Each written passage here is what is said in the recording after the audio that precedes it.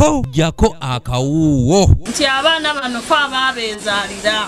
Emyaka 2.5 egy'omuggalo ab'ebyokwerinda ko n'abatakabanira eddembe ly'obuntu bafuna emisango mingi ku mmeeza zaabwe egyekuusa kutulugunya abaana ng'abaana bano batulugunyizibwa bazadde baabwe ko n'abantu abalala.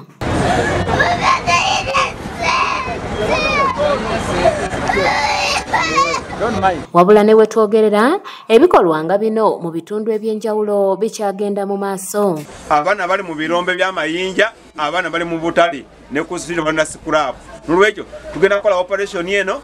Ebitongole by'obwannakyewa ebirwanirira eddembe ly'abaana nga byegattira mu kitongole ekibitwala ki Uganda Child Rights NGO Network nga basinziira mu lukuŋŋaana lwa bannamawulire balabudde wamu n'okwemulugunya ku bazadde abatulugunya ennyo abaana baabwe kumpi n'abamu ne batuuka okufiirwa obulamu bwabwe. Parents and caregivers to use their hands to nurture and support and guide their children instead of using them for violence against the child.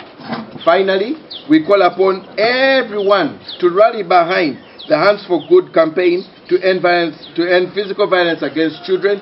Social media iraganya obutambi buno twalabya akatambi nga waliwo omukyala ali mu kukuba omwana we, so tubadde twogera ku nsonga eyo era tubadde tugamba mufe ng'abazadde naddala fe abaddugavu bannayuganda tulinamu ekintu kino tugamba mbu naffe baatukuzanga batukuba era naffe abaana tulina okubakuba tuvumirira ekintu ekyo. Hadija Mwanje ngono yakwasaganya ebyamawulire mu Uganda Child Right NGO Network agamba nti ekibaliriza okuvaayo okwogera ku mbeera eno bwe butambi okubona emitimbagano nga bulaga abaana abazze batulugunyizibwa. Tuvuddeyo n'eddoboozi limu nga tugamba ebikolwa eby'okutulugunya abaana bisusse era nga tukivumirira ne sekuvumirira yenna.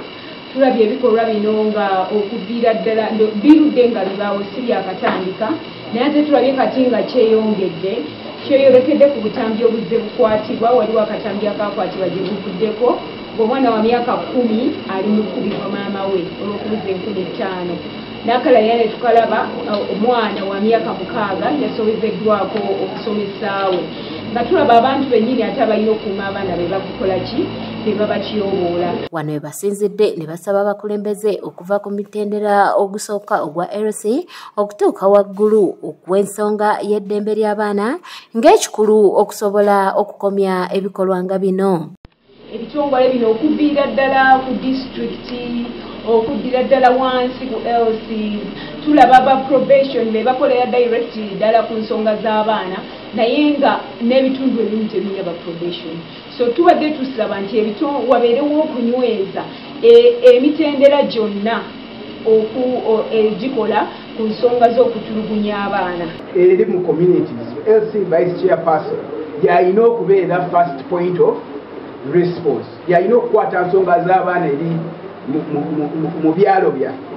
Tubadde twagala bano vice chairpersons bakwate ensonga zino tubayambe. Timothy Okobo kuva Makerere University nga naye alwanira eddembe ly'abaana agamba nti ebitongole ebikuumaddembe omuli poliisi n'abakola ku misango egyekuusa kutulugunya abaana ebimu tebifuddeeyo wamu n'obutakola kimala ng'ekikolebwa kwe kuvuluga emisango gino egibeera gitwaliddwayo. Abantu batulugunya abaana cases ne batwala ku poliisi ate ne zivaayo n'ogenda mu kooti okunoonya keesi nga teriiyo. Kati ekintu ekyo mu kifo ky'okuyamba abaana ate kireka abantu avumirira eddembe ly'abaana okugenda mu maaso kubanga oli amanyi ne bwenkikola teri ekigenda kukola ki. Okusinziira ku bano ku baana 6 ku bo 3 batulugunyizibwa era mu muggalo ogwaggwa abaana ebitundu 14 ku 10 batulugunyizibwa abazadde baabwe wabula bano bagamba nti masekati wamu n'embuvanjuba abaana bakabasanyizibwa nnyo nga bakyali bato. Toyinza gamba nti omwana namumye emmere kubanga yagaanye okukola kino kubanga emmere kyabulamu and it is a basic right. Matia Sekanjako yakusakidde eggulire lino ku lwa ABS television. You go to the police, remnant generation will tell you they work with girls who have been sexually abused. They go to the police, they tell them first pay money for the medical examination.